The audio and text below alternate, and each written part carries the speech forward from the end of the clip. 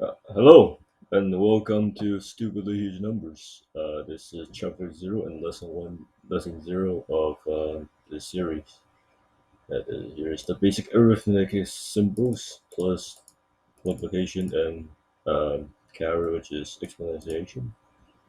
Alright, so what this series is trying to do is, let's read this first. Okay. Um, so two trials are trying to name the largest number they can think of. It started off harmless. Right? Trial 1 goes 10. Oh, 10 is pretty big, right? Child 2 says 100. That's bigger. Right? And child 1 goes 999. That's gotta be bigger, right? And child 2 is quite smart and just says 999 plus 1. Right? Child 1 goes 6,000. Child 2 goes 70,000. Yeah, it's fairly normal. And the competition get heated. Infinity. Child 1 says, wow, infinity. Hmm. And child 2 says, uh, okay, I guess I will just do infinity plus 1. Well, no, people with knowledge about infinities knows that it's not really a number. The child doesn't know that just yet. Well, then the child one just says the largest number ever. Child two goes, no, that's illegal. But is it really illegal? To just name number the largest number ever? Is it? Well, it really depends on what system of numbering we are working with, right? But within the natural number system, it is not possible to name the largest number ever. Observe the following proof. Assume the largest number exists, call it k. Then there must not be any number k prime greater than k. However, consider k plus one. K plus one is greater than k. Therefore, that's a contradiction. So a largest number does not exist within the natural number system. And in this series of video, we will never be talking about the largest number ever, because that is not, as we have shown here, it's not really a valid thing to say, right? But that is a valuable subject to discuss in a very niche community, which I won't get into. Well, which I won't get into for now, at least. I'll focus on trying to find the fastest way to generate numbers beyond imagination. But before doing that, let's try to visualize numbers as droplets of water. There are 0.05 milliliter of water in 1 droplet of water. The conversion factor is 20 droplets to 1 milliliter. For reference, the bottle of water that almost everyone drinks water from is 500 milliliters. So 1 droplet of water is 1 over 20 times 500 equals 1 over 10,000 equals 0.01% of a water bottle that you drink from. So let's begin. 1. Just So we just begins with if I can get this right. Okay. Alright. Uh, ah. Let's begin with just 1 droplet of water. 0.01% of a water bottle. Really, really, really small. You cannot really see it at all. 2. So if we add another droplet of water, we have 2 droplets, which is plural now, of water. 0.02% of a water bottle, doubling 1, but still too small to even notice. And we have another. That's what you want. And we have another droplets of water, 3 droplets, which is 0.03% of the water bottle, triple of 1. Yeah, it's still hardly any different from 1, at least to the human eye. 4, so let's try to get faster with the number increasing. We are not here to talk about purely numbers. Let's have 10 droplets of water, or plus 9 1 times 10 from number 1. Now it is 0.1% of a water bottle. You have to take a close look to notice it. But I mean, you probably wouldn't even notice it that much. Now we double that, 20 droplets of water officially at a 1 milliliter of water, or 0.2% of the water bottle. Now it looks like a really, really, really small pipe. Still not, still not going to quench any thirst anytime soon. So let's make that 5 times as much, 100 droplets of water. Or 1% of a water bottle, now it's pretty visible, just a thin layer of water if you look from the side.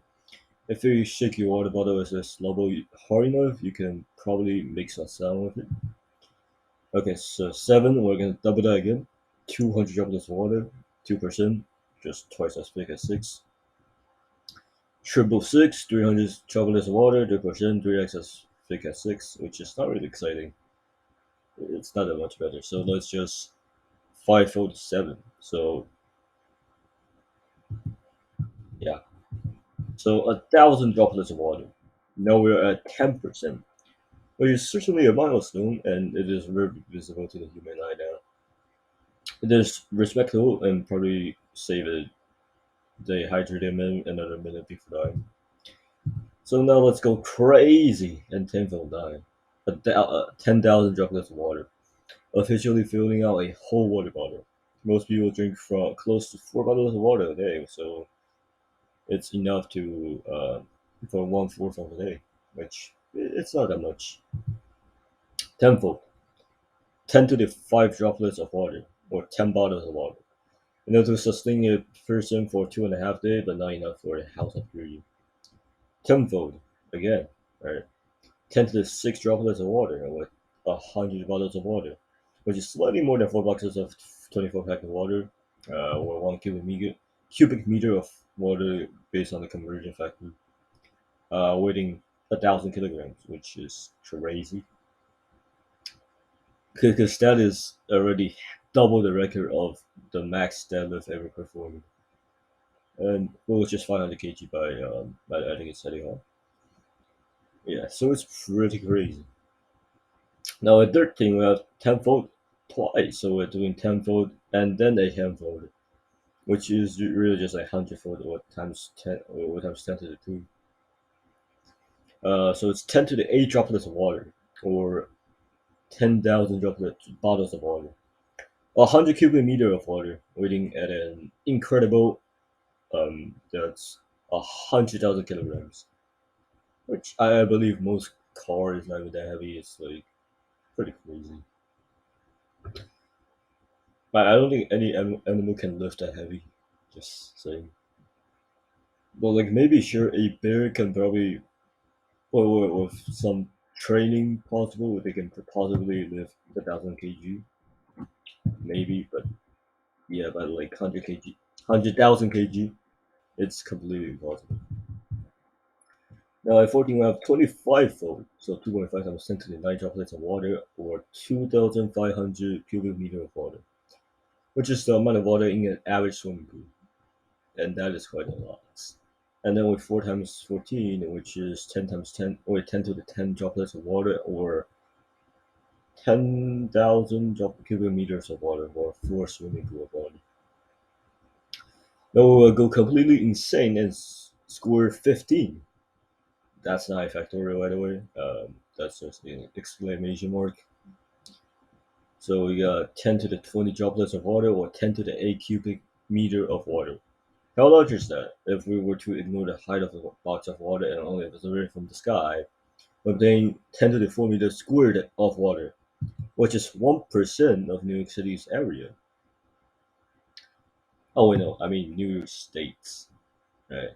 Wait, is it New York City or New York State? Oh, wow, it's New York City. Okay. I mean, but that's still pretty crazy, though. Yeah, for 17, I'll go crazy again. Square 16, again, that's not a factorial, but 10 to the 40 droplets of water. And then 10 to the 8 meter square of area, which is half the surface area of Earth. If we convert it back to cubic meter, it is 10 to the 16 cubic meter, which is 476 volume of the moon.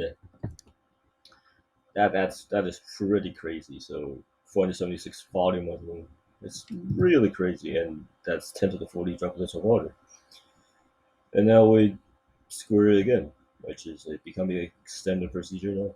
10 to the 80 droplets of water, which is 1/4 the volume of the observable units. See how large, like how fast we jump from 17 to 18 just by doing just by scoring the number. So scoring is actually a really powerful operation to perform. It went from like 476 volume of the moon to one fourth the volume of the observable universe, which is completely insane. Score that again, 10 to this 160 droplets of water.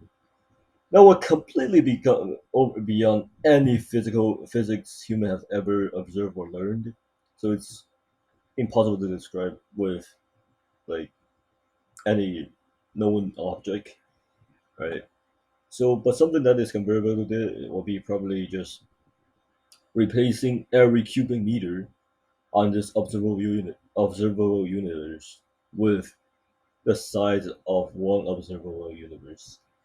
Just imagine that. So, well, like your room, just a bedroom, is probably gonna is like what 5, 6 times the size of observable universe, and the whole universe built like that is 10 to the 160.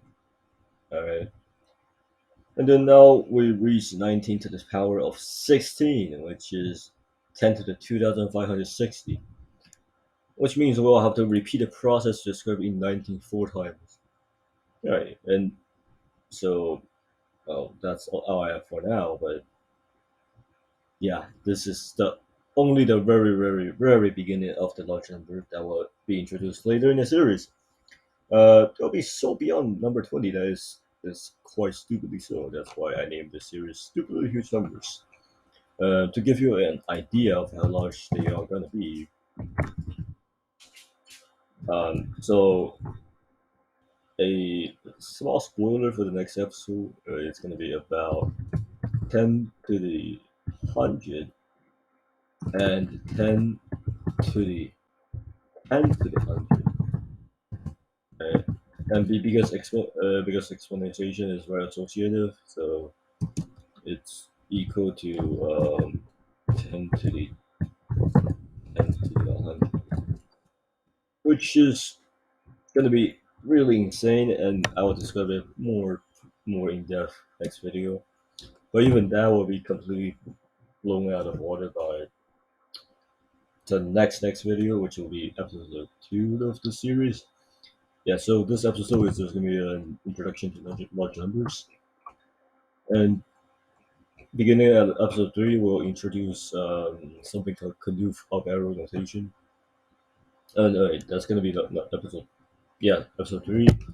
And then continue with that, we're going to talk about Graham's number and all that good stuff. Yeah, so if you want more of this series, click the subscribe button and then click like. Yeah, see you next time.